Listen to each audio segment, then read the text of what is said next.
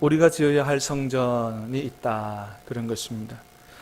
자, 오늘은 여러분 열왕기상 6장에 나타난 솔로몬 성전에 대한 말씀을 통해서 오늘 우리에게 주시는 하나님의 음성을 듣기 원하는데요.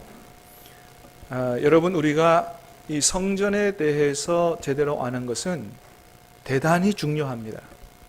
정말로 대단히 중요합니다.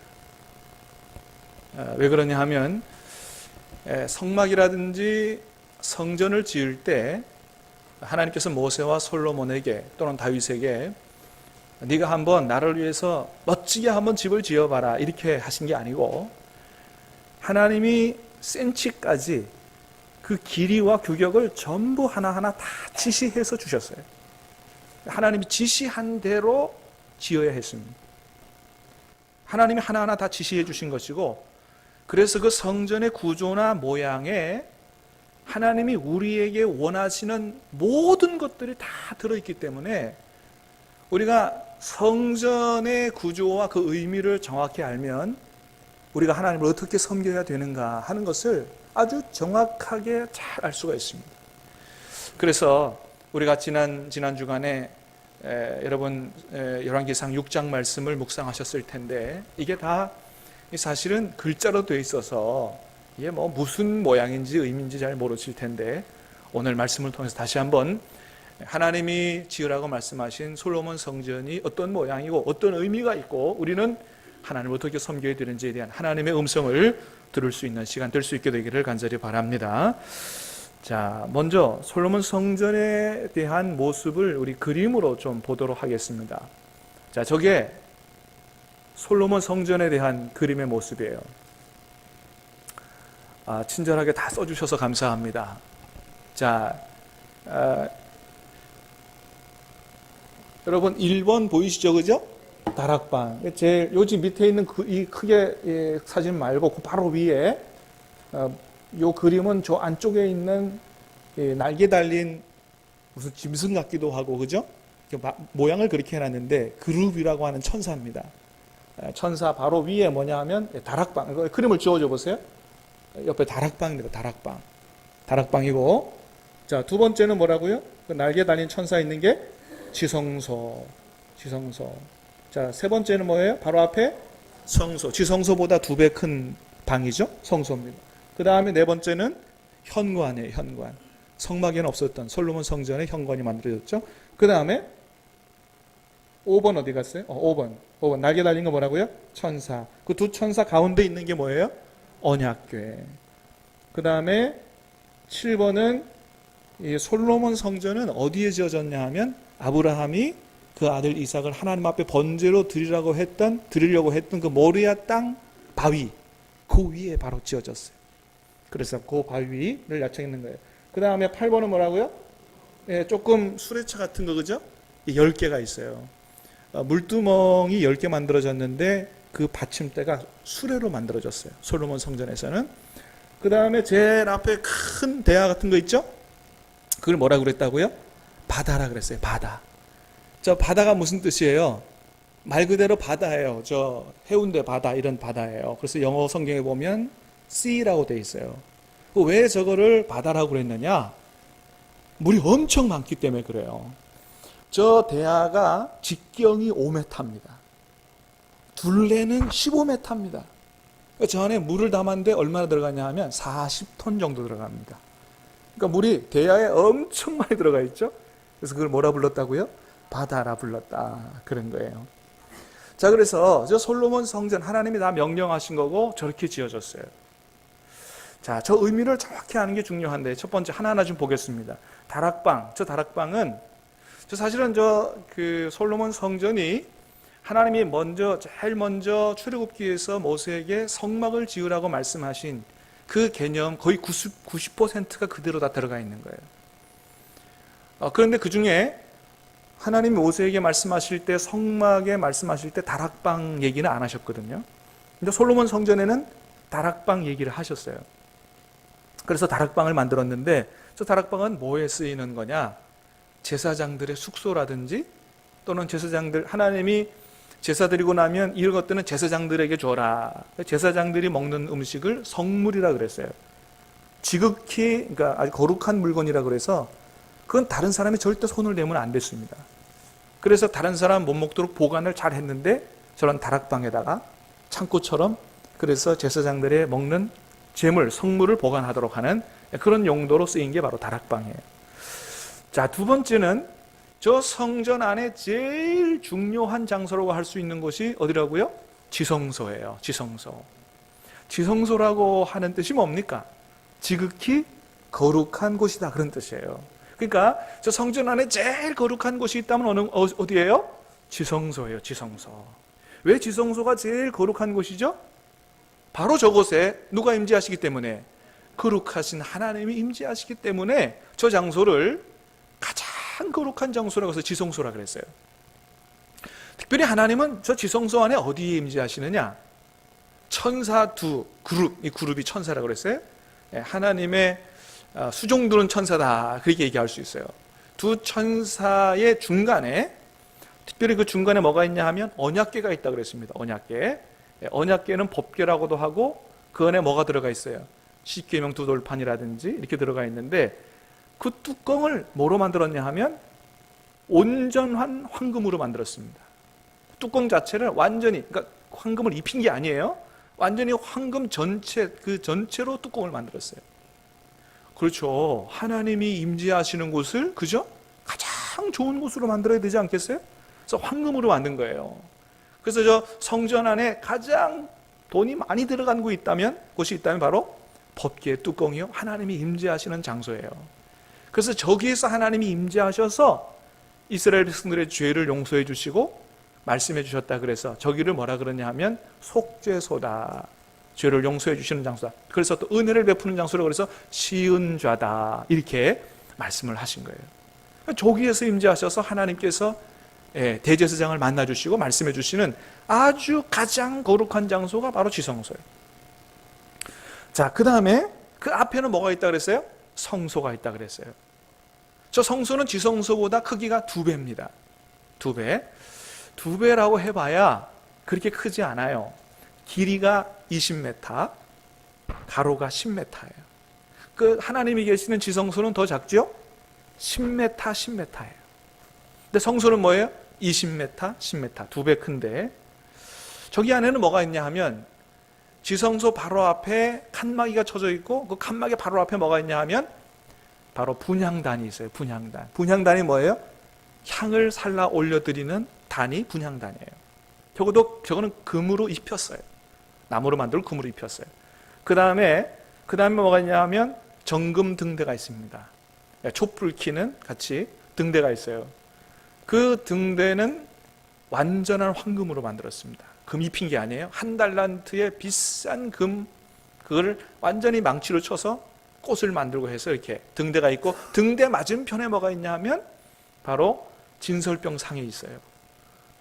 이스라엘 12지파를 상징하는 12떡 무교병을 만들어 놓고 하나님 앞에 올려드리는, 그래서 등대가 이스라엘을 12지파를 상징하는 진설병 상을 비추는 이런 역할을 하고 있는 것이죠. 자, 그 다음에 성전 마당에는 뭐가 있어요? 바다와 물두멍과, 저기 앞에는 없지만 번제단이 있습니다. 번제단부터 지성소까지 이게 아주 중요한 의미를 담고 있어요. 이게 우리 모든 신앙생활의 전부입니다.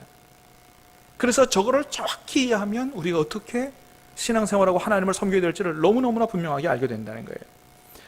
자, 그래서 구약시대에는 저런 성전을 통해서 하나님이, 이스라엘 백성이 하나님을 섬기며 하나님의 은혜와 생명과 복을 받는 이런 신앙생활을 했습니다. 자, 그런데 이 성전이 신약에 와서는 그 형태가 달라졌다는 거예요. 어떻게 달라졌느냐? 이 구약의 성전은 예수님으로 대치되었습니다. 그래서 예수님이 오신 이후에 저 구약의 성전의 건물 성전은 아무런 기능을 할 수 없게 되고, 그래서 옛날에 그 성전, 구약의 성전을 통해서 하나님을 섬기던 백성들은, 예수님 이후의 백성들은 누구를 통해서 하나님을 섬기게 된 거예요? 예수님을 통해서 하나님을 섬기게 된 것입니다. 그래서 예수님이 진정한 성전이라는 거예요. 예수님이 그걸 친히 말씀하셨어요. 요한복음 2장의 말씀인데 한번 읽어보도록 하겠습니다. 시작. 예수께서 대답하여 이르시되 너희가 이 성전을 헐라 내가 사흘 동안에 일으키리라. 유대인들이 이르되 이 성전은 46년 동안에 지었거늘 내가 3일 동안에 일으키겠느냐 하더라. 그러나 예수는 성전된 자기 육체를 가리켜 말씀하신 것이라. 아멘. 예수님이 친히 당신의 몸이 성전이라고 말씀을 하신 것입니다. 예수님은 구약 성전의 개념을 그대로 다 가지고 오셨어요. 구약 성전의 개념을 몇 가지로 정리해 보면 뭐냐 하면, 솔로몬이 성전을 지어서 하나님 앞에 성전을 선물로 드렸는데, 하나님 앞에, 구약의 성전은 하나님 앞에 드린 선물의 개념을 넘어서서 어떤 개념이에요? 하나님이 이곳에 임재하신다. 성전은 어떤 곳이에요? 하나님이 임재하시는 곳이에요. 두 번째는 성전은 어떤 곳이에요? 하나님 앞에 예배를 드리는 것이에요. 예배를 드리면서 이스라엘 백성들의 죄를 용서받는 것이고, 하나님의 성전은 만민이 기도하는 집이죠. 그래서 기도하며 하나님의 응답을 받는 거예요. 이렇게 하나님이 임재해 계시고 그 앞에 예배를 드리며 죄 용서를 받으며 기도를 드리고 응답을 받고 은혜와 생명을 받는 성전은 하나님의 백성들이 하나님과 소통하며 은혜와 생명을 받아 누리는 곳이 바로 성전이에요. 성전은 단순히 건물보다도 그런 개념이 훨씬 더 중요한 거예요. 자, 그런데 예수님이 그 개념을 다 가지고 오셨다는 거예요. 자, 예수님 안에 누가 임재해 계세요? 성령 하나님이 임재해 계시고, 사실은 예수님 그분 자체가 하나님이세요. 할렐루야. 예수님 안에 하나님이 임재해 계신 거예요. 하나님이에요, 하나님. 두 번째는 우리가 예수님 이후로 누구를 통해서 죄 용서를 받고 구원을 받아 생명을 누려요? 예수님을 통해서. 그러니까 옛날 구약 성전을 통해서 그 짐승의 죽음을 통해서가 아니고 이제 누구예요? 예수 그리스도를 통해서 죄 용서를 받고 그리고 구원과 생명을 받아 누리게 된 것입니다. 그 다음에 예수님 이후에 우리가 누구 이름으로 기도하고 응답을 받아요? 예수님의 이름으로 기도하고 응답을 받는, 그래서 하나님과 교제하는, 이런 예수님은 그 구약 성전의 모든 개념을 다 가지고 오셨어요. 그리고 솔로몬 성전은 하나님께서 다 말씀하신 대로만 지어져야 했어요. 자기 마음대로 못 짓습니다. 하나님 말씀하신 대로 지어요. 여러분, 그래서 여러분 우리가 아까 읽었던 열왕기상 맨 끝장 한번 보겠습니다. 38절. 스크린에는 없습니다. 성경을 보고 한번 읽겠습니다. 자, 시작. 11째 해 불월 곧 8째 달에 그 설계와 식양대로 성전 건축이 다 끝났으니 솔로몬이 7년 동안 성전을 건축하였더라. 아멘. 솔로몬 성전 건축이 어떻게 됐어요? 설계와 식양대로. 근데 역대하를 가보면 이 설계도가 누구한테서 왔냐 하면 하나님이 다윗에게 말씀하셨고 다윗이 솔로몬에게 설계를 줬다고 얘기해요. 하나님께서 말씀하신 대로 지어졌어요. 여러분, 하나님께서 말씀하신 대로 완전하게 살았던 유일한 분은 누구예요? 예수님이에요. 여러분, 예수님은 하나님이 말씀하신 대로만 사셨고 그걸 넘어서서 예수님 자체가 하나님의 말씀이셨어요. 그분이 말씀이요, 그분의 말씀이 하나님 말씀이요, 그분의 삶이 곧 하나님의 말씀이셨습니다. 예수님의 삶은 하나님의 말씀대로 지어진 참 성전이셨던 거예요. 거기 하나님이 임재해 계시고 예수님을 통해서 죄 용서를 받고 생명을 받으며 기도의 응답을 받으며 말씀이고 말씀대로 지어진 삶, 그 예수님은 진정한 성전이셨던 것입니다. 자, 그런데 성경 역사를 보면 또 놀라운 건 뭐냐면 이 성전이 예수님 이후에 또 다른 형태로 발전을 했다는 거예요. 그게 어떤 성전이냐? 이게 바로 저와 여러분들이 성전이라는 겁니다. 성경은 말합니다. 저와 여러분들, 우리가 성전이라는 거예요. 할렐루야. 이거 여러분 잘 아셔야 됩니다. 자, 고린도전서 6장 말씀입니다. 시작. 너희 몸은 너희가 하나님께로부터 받은 바 너희 가운데 계신 성령의 전인 줄을 알지 못하느냐. 아멘. 뭐가 성전이에요? 저와 여러분의 몸이 성전이라는 거예요. 몸이. 마음은 물론이고 몸이 성전이라는 거예요. 두 번째 말씀 보겠습니다. 고린도전서 3장입니다. 시작. 너희는 너희가 하나님의 성전인 것과 하나님의 성령이 너희 안에 거하시는 것을 알지 못하느냐. 아멘. 요거는 6장과 조금 다른 개념이에요. 자, 6장은 우리 한 사람 한 사람이 성전이다 이걸 얘기해요. 3장은 뭐냐 하면 한 사람 한 사람 하나님 백성들이 모인 이 공동체가 성전이다, 이걸 얘기합니다. 영어 성경에 보면 그렇게 기록하고 있어요. Don't you know that you yourselves are God's temple? 이렇게 얘기해요. 저기 보세요. You yourselves are, 이거는 한 사람을 얘기하는 게 아니에요. yourselves는 복수예요, 복수. 그래서 you are, 이건 한 사람을 얘기할 수도 있지만 정확하게 얘기합니다. 그것은 3장의 you는 개인의 you가 아니고 복수, 여러 사람들이 모인 공동체를 얘기한다라고 하는 것입니다. 자, 여러분, 그렇습니다. 이 고린도전서의 말씀에 의하면 저와 여러분 한 사람 한 사람이 성전이요, 우리가 모인 이곳이, 그러니까 이 건물은 예배당이지만 이 건물이 진정한 성전은 아니고, 이 시대에는 누가 성전이다? 저와 여러분들의 모임이 성전이요, 한 사람 한 사람이 성전이라는 거예요. 자, 그렇다면 여러분, 이것은 무엇을 말하는 것입니까? 바로 저와 여러분 안에 이런 성전의 요소들이 다 있어야 한다는 거예요. 반드시 있어야 한다. 자, 첫 번째, 저와 여러분이 성전이라 우리 안에 뭐가 있어야 돼요? 지성소가 있어야 돼요. 여러분 안에 지성소가 있습니까? 여러분, 지성소는 뭐가 지성소라고 그랬어요? 하나님이 임재하시는 곳이 지성소라고 그랬어요. 사랑하는 여러분 안에 지성소가 있습니까? 여러분 안에 하나님이 임재해 계십니까? 자신 없는 분들이 많은 것 같아요. 여러분이 정말로 구원받은 하나님의 자녀가 맞다면 당연히 하나님이 여러분 안에 임재해 계신 줄로 믿으시기를 바랍니다. 하나님의 자녀라면, 구원받은 자다라면 여러분 안에 지성소가 있는 거예요. 하나님이 임재해 계세요. 이건 약속입니다, 약속. 하나님이 요엘서 2장에서 이렇게 약속하셨어요. 말씀을 읽어보겠습니다. 시작. 그 후에 내가 내 영을 만민에게 부어주리니 너희 자녀들이 장래일을 말할 것이며 너희 늙은이들이 꿈을 꾸며 너희 젊은이는 이상을 볼 것이며 그때 내가 또 내 영을 남종과 여종에게 부어줄 것이며. 아멘. 이게 구약 성경의 요엘서 말씀이에요. 구약 시대 때는 하나님께서 하나님 백성 모두에게 하나님의 영을 부어주지 않았어요.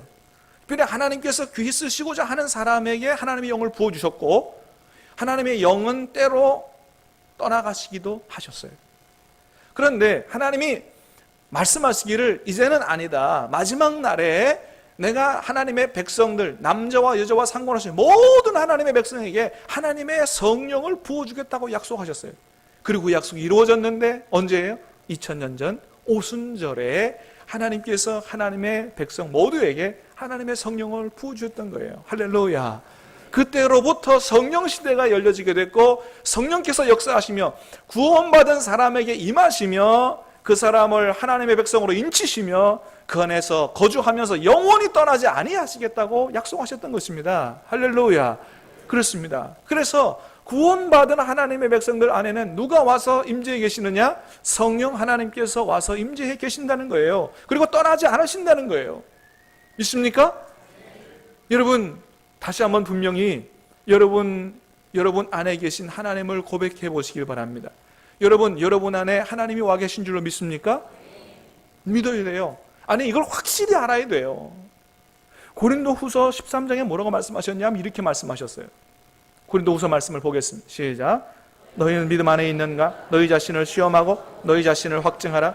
예수 그리스도께서 너희 안에 계신 줄을 너희가 스스로 알지 못하느냐? 그렇지 않으면 너희는 버림받은 자니라. 아멘. 여러분, 그래서 내가 지금 교회를 다니냐 안 다니냐 그거보다 더 중요한 건 뭐냐면 정말 내 안에 성령 하나님은 예수님과 같은 분이에요. 예수님이 내 안에 임재해 계시는가? 여러분, 그거 확증하셔야 돼요. 정말로 확신이 있는가? 잘 모르겠다. 그러면 하나님 붙들고 기도하셔야 돼요. 하나님, 정말로 주님이 내 안에 와 계십니까? 나는 구원받은 백성입니까? 그거 확실히 하지 않고 그냥 교회 다니는 거 별로 중요하지 않아요. 그게 중요한 거예요. 여러분, 만일 여러분 안에 성령님이 와 계신데도 불구하고 나 잘 모르겠다 그러면 제가 성령님이 여러분의 안에 와 계신 몇 가지 증거를 말씀을 드릴 테니 여러분 잘 들으시길 바랍니다. 첫 번째, 여러분 예수님이 여러분의 구세주이심이 믿어지십니까? 그게 정말 믿어지신다면 성령님이 여러분 안에 와 계신 줄로 믿으시길 바랍니다. 왜 그래요? 성령으로 말미암지 않고는 예수님을 주라고 할 수 없다 그랬어요. 저 밖에 다니는 많은 사람들 붙들고 당신 예수님이 당신의 구세주이심을 믿습니까? 라고 물어보면 대답하지 못하는 사람이 많습니다. 왜 그래요? 잘생겼고 공부 많이 했어도 그 안에 성령께서 오시지 않았기 때문에 안 믿어지는 거예요. 여러분, 우리가 믿은 게 아니고 믿어지는 것입니다. 누구 역사로? 성령의 역사로 믿어지는 거예요. 예수님이 나의 구세주라고 믿어진다면 성령의 역사 여러분 안에 성령이 계신 줄로 믿으시길 바랍니다. 두 번째, 주일 되면 여러분 하나님 앞에 예배드리러 오고 싶으십니까? 그러면 여러분 안에 성령이 계신 줄 믿으시길 바랍니다. 여러분, 내가 완전하게는 하나님 말씀대로 못 살지만 그래도 하나님 말씀대로 살고 싶어 하는 열망이 여러분 속에 있습니까? 성령에서 여러분 안에 계신 줄 믿으시기 바랍니다. 전도 잘 못하지만 그래도 하나님 뜻대로 전도하려고 여러분 애쓰고 계십니까? 성령의 역사예요. 여러분, 하나님 앞에 잘 됐거나 못 됐거나 어려울 때나 좋을 때나 기도하고 싶은 마음이 있습니까? 여러분, 그것은 여러분의 마음이 아니고 여러분 안에 계신 성령께서 주시는 마음인 줄로 믿으시길 바랍니다. 아무나 그런 마음이 가질 수 있는 게 아니에요. 그래서 잘 모르겠다면 그것을 보고 내 안에는 성령께서 와 계시고 하나님 와 계시고 나는 구원받은 백성이구나. 할렐루야. 믿으시기를 바랍니다. 이걸 확실히 여러분 믿으셔야 돼요. 그래서 내 안에 하나님이 와 계신다는 사실을 확실히 인식하고 살아야 돼요. 저와 여러분 안에 하나님이 와 계심이 확실하다면 우리의 몸과 마음가짐이 달라져야 됩니다. 달라져야 돼요. 여러분, 우리 안에 아이가 생겨도 몸과 마음가짐이 달라져요. 여러분, 집에 손님이 오시고 여러분 대통령이 만약에 손님으로 오셨다. 몸과 마음가짐이 달라지지 않겠어요? 근데 만왕의 왕신 하나님께서 내 안에 오셨다. 그럼에도 불구하고 전혀 하나님을 인식하지 않고 내 마음대로 산다? 안 되는 것입니다. 안 되는 거예요. 내 안에 하나님이 와 계심을 늘 인식하고 하나님 앞에서 산다는 생각 가지고 마음가짐과 몸가짐이 달라져야 된다는 거예요. 그래서 고린도전서 6장에서는 이 말씀을 하면서 뭐라고 하냐 하면 절대로 너희가 음행해서는 안 된다. 너희 안에 하나님이 계시기 때문이다. 세상 사람들처럼 살아서는 안 된다고 말씀하고 계시는 것입니다. 자, 그리고 내 안에 하나님이 와 계신다면 또 하나 달라지는 게 뭐냐 하면 우리는 하나님이 주시는 거룩한 꿈과 비전을 가지고 살게 된다는 거예요. 자, 요엘서 2장 28절 다시 보겠습니다. 시작. 그 후에 내가 내 영을 만민에게 부어주리니 너희 자녀들이 장래일을 말할 것이며 너희 늙은이들은 꿈을 꾸며 너희 젊은이는 이상을 볼 것이며. 아멘. 성령께서 와 계시면 어떤 역사가 일어나냐 하면 하나님이 주시는 꿈과 거룩한 꿈과 비전을 가지고 살게 된다는 거예요. 그거는 연세 많이 드신 어른들도 상관없다는 거예요. 하나님이 그런 삶을 살도록 하신다는 것입니다. 빌립보서 2장에도 말씀하십니다. 시작. 너희 안에서 행하시는 이는 하나님이시니 자기의 기쁘신 뜻을 위하여 너희가 소원을 두고 행하게 하시나니. 아멘. 우리 안에 계신 하나님께서 우리에게 거룩한 소원을 두고 행하게 하신다는 거예요. 여러분 안에 정말로 하나님이 와 계신다면 여러분 세상 사람들처럼 그냥 잘 먹고 잘 살면 되지가 아니에요. 내 짧은 인생을 하나님을 위해서 하나님께서 기뻐하시는 꿈과 비전을 위해서 정말로 그걸 이루어드리고 살고 싶다고 하는 거룩한 열망이 여러분 안에 일어나게 되어 있다는 거예요. 여러분, 그렇습니다. 하나님은 우리가 그저 교회 열심히 잘 다니기를 원하지 않는다는 거예요. 우리의 인생을 통해서 하나님의 꿈과 비전을 이루어드릴 그런 열정적인 삶을 살기를 원하신다고 하는 것입니다. 어떻습니까, 여러분? 여러분, 그저 세상 사람들처럼 사느라고 정신없습니까? 아니면 정말로 하나님이 주시는 꿈과 거룩한 비전을 가지고 있습니까? 하나님의 영광을 위해 살고 싶은 마음이 있습니까? 사랑하는 여러분, 저와 여러분 모두가 하나님 원하시는 대로 그렇게 거룩한 꿈과 비전과 하나님의 영광을 위해 열정적으로 살 수 있게 되기를 주님의 이름으로 축복합니다. 두 번째는 우리가 정말로 하나님의 성전이라면 우리 안에 무슨 요소가 있어야 되냐 하면 분향단의 요소가 있어야 돼요. 성전 안에는 분향단이 있어요. 이 분향단에서는 뭐 하는 거냐 하면 출애굽기 30장에 의하면 매일 아침 제사장이 그 분향단에서 향을 살라서 하나님 앞에 기쁨을 드리는, 매일 아침이에요. 매일 아침. 그게 바로 분향단이에요. 그런데 이 분향단도 신약에 와서는 개념이 바뀌었습니다. 어떻게 바뀌었느냐? 요한계시록 5장 8절 말씀을 보겠습니다. 요한계시록 5장 8절 시작. 그 두루마리를 취하심에 내 생물과 24장로들이 그 어린 양 앞에 엎드려 각각 검은 고와 향이 가득한 금대접을 가졌으니 이 향은 성도들의 기도들이라. 아멘. 자, 이 향은 뭐라 그랬어요? 성도의 기도라고 했습니다. 그렇습니다. 구약의 분향은 오늘 우리 시대에 뭐예요? 기도인 거예요. 기도의 향인 거예요. 다시 말하면 우리가 정말로 하나님의 임재에 계신 성전이라면 우리가 어떻게 해야 돼요? 우리 안에 계신 하나님 앞 매일 기도의 향을 피워 올려서 하나님을 기쁘시게 해야 한다. 그게 바로 성전된 우리의 모습이라고 하는 것입니다. 어떻습니까, 여러분? 여러분은 매일 아침 여러분 안에 계신 하나님 앞에 기도의 향을 피워 올려 드리고 있습니까? 아니면 문 닫은 성전은 아닙니까? 여러분, 이것은 꼭 새벽 기도만을 의미하는 건 아니에요. 그러나 여러분 매일 아침 여러분의 정한 시간에 하나님 앞에 기도로 향을 피워 올리는 이것을 하나님 원하신다는 거예요. 이게 바로 성전된 우리의 모습이다라고, 삶의 모습이다라고 하는 것입니다. 세 번째는 어떤 요소가 있어요? 성소 안에 정금 등대가 있다 그랬습니다. 자, 이 등대는 밤에 어두운 성소를 밝히고 맞은편에 있는 12지파를 상징하는, 하나님의 백성을 상징하는 진설병 상을 비추는 그런 역할을 한다 그랬어요. 다시 말하면 말씀의 빛의 역할을 하는 거예요. 말씀의 빛이에요. 다시 말하면 성전된 우리의 삶에 뭐가 비추어져야 되느냐? 말씀의 빛이 비추어져야 돼요. 그래서 우리 안에 어두운 구석이 하나도 없도록 늘 말씀의 빛이 비추어져야 된다. 그래서 매일 하나님 말씀을 어떻게 하자고요? 좀 깊이 말씀을 읽고 묵상하자. 하나님 말씀의 빛이 늘 우리 안에 비추어지도록 하자고 하는 거예요. 어떻습니까?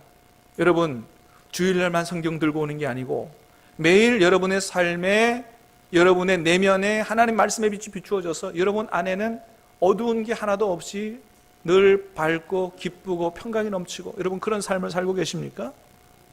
그게 성전된 우리의 삶의 모습이라고 하는 것입니다. 여러분 꼭 제가 가르친 큐티만 하라는 게 아니에요. 여러분, 사실은 큐티가 만들어지고 우리나라에 전래되기 전에 우리 믿음의 조상들은 다 사실은 큐티 했어요. 큐티 했습니다. 여러분, 큐티가 별게 아니고 내가 정한 시간에 하나님 말씀을 읽으면서 그 속에서 하나님을 만나고 하나님의 음성을 듣는 거, 그게 큐티예요. 그게. 그래서 우리 어르신들은 다 이미 그런 큐티의 삶을 살아오셨어요. 그러시죠? 예. 그러시다 그러잖아요. 그래요. 자, 그런데 여러분 나름대로 하던 그런 큐티를 제가 뭐 하자는, 좀 체계적인 방법으로 다 같이 좀 함께 좀 이렇게 해보자. 그거를 말씀드리는 거예요. 그래서 우리 교회가 좀 통일된 교회, 체계 있는 교회, 좀 일사불란하게 움직일 수 있는 그런 교회가 되자고 제가 말씀을 드리는 것입니다.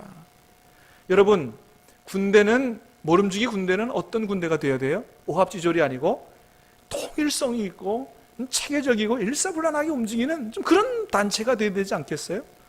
그렇습니다. 그래서 여러분, 하나님께서 우리를 한 사람 한 사람 불렀지만은 결국적으로는 이 세상을 영적으로 정복하고 이 땅에 하나님 나라를 이루어가는 여호와의 군사로, 여호와의 군대로 부르셨잖아요.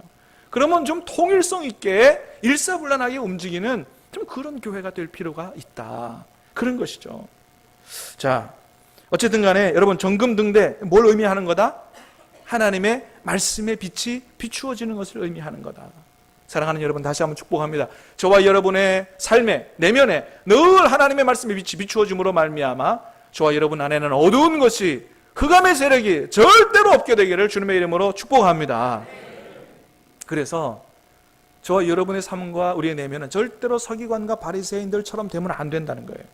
여러분, 주님이 바리새인들과 서기관들에게 뭐라고 말씀하셨냐면 이렇게 말씀하셨어요.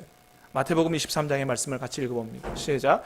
화 있을진저 외식하는 서기관과 바리새인들이여, 잔과 대접의 겉은 깨끗이 하되 그 안에는 탐욕과 방탕으로 가득하게 하는도다. 아멘. 주님이 서기관 바리새인들을 향해서 첫 번째 말씀하신 게 화 있을진저 그랬습니다.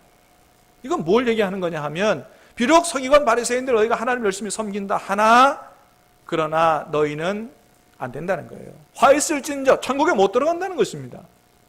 놀라운 무서운 말씀이에요. 종교적인 모양만 있고 그 안에는 온통 탐욕과 방탕으로 가득한 이런 삶을 사는 사람은 진정한 하나님의 백성이 아니고 성전이 아니라는 것입니다. 여러분, 하나님이 제일 싫어하는 성전의 모습이 어떤 모습이냐?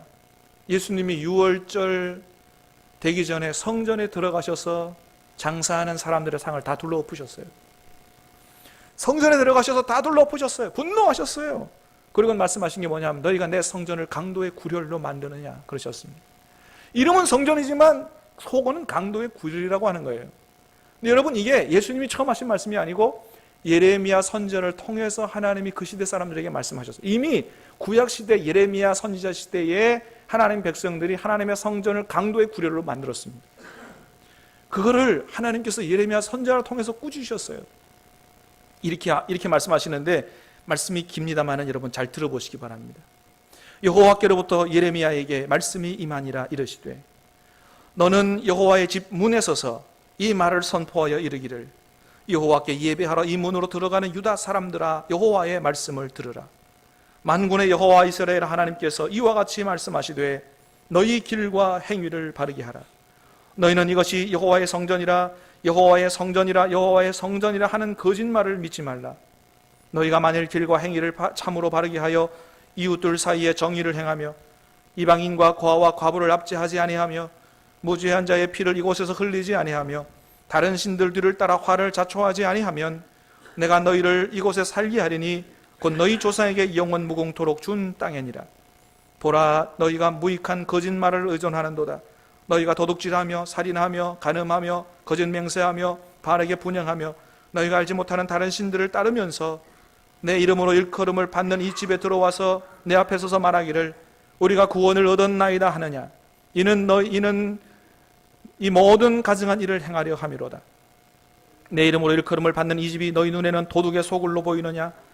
보라, 나 곧 내가 그것을 보았노라. 여호와의 말씀이니라. 아멘. 예레미야 선지자 시대 백성들이 그랬어요.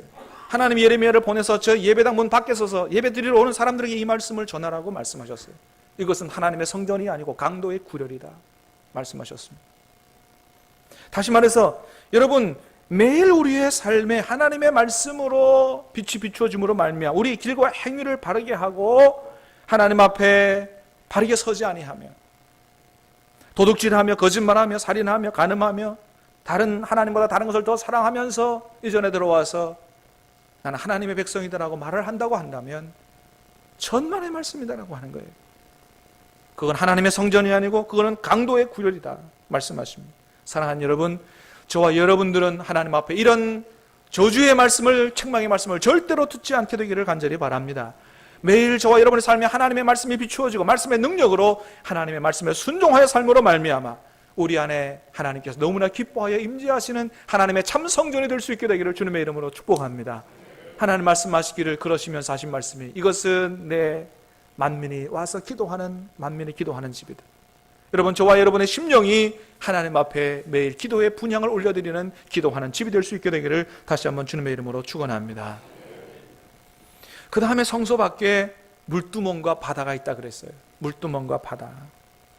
자, 이 물두멍과 바다는 하나님 앞에 드릴 제물을 깨끗하게 씻는 것이고 제사장들의 몸을 깨끗하게 씻는 거예요. 다시 말하면 하나님이 원하시는 예배는 뭐예요? 예물이 정결해야 되며 예배자가 정결해야 됨을 말씀하는 거예요.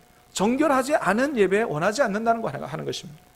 저와 여러분이 하나님 앞에 드리는 예물과 저와 여러분의 삶이, 저와 여러분의 몸이 하나님 앞에 정결한 제물로 드릴 수 있게 되기를 주님의 이름으로 축복합니다. 마지막으로 번제단입니다. 번제단에서 제물을 태워 하나님 앞에 예물을 드리는데, 제사를 드리는데 5가지 제사가 드려졌어요. 번제, 소제, 화목제, 속제제, 속건제. 이거 의미가 있습니다. 번제는 어떤 의미예요? 헌신의 의미예요. 헌신의 제사를 드리는 거예요. 소제는 뭐예요? 충성. 하나님, 내가 하나님 외에 다른 신을 섬기지 않겠어요. 난 하나님만, 내 하나님을 섬기겠어요. 세 번째 화목제는 뭐예요? 하나님과 이웃과 화목하는 제사. 여러분, 그렇습니다. 하나님은 저와 여러분 이 한 시간의 예배를 원하시는 게 아니에요. 삶의 예배를 원하시는 거예요. 네 번째 속죄제 뭐예요? 우리가 사는 장소가 정결하기를 원하는 예배. 5번째 속건제는 뭐예요? 이웃에게 피해를 준 경우 충분히 배상함으로 말미암아 상한 마음 치유하고 이웃과의 관계를 회복하는 이러한 예배, 이러한 삶의 예배를 하나님이 원하시는 거예요.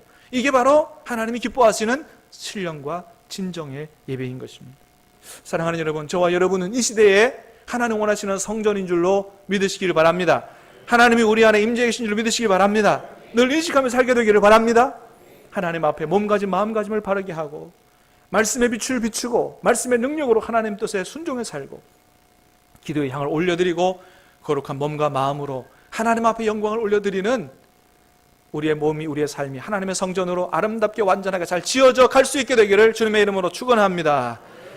같이 찬송하고 기도하도록 하겠습니다. 주님 임재 앞에 잠잠해 찬양하겠습니다.